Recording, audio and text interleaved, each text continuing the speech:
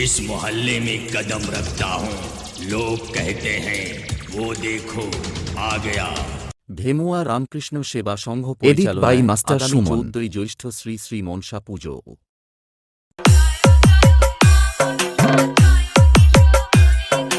Edit by master Suman. Neel Saraswati Puja ও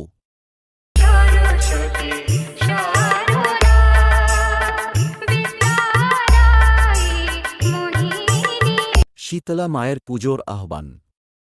জয় শীতলা মা, edit by master Suman.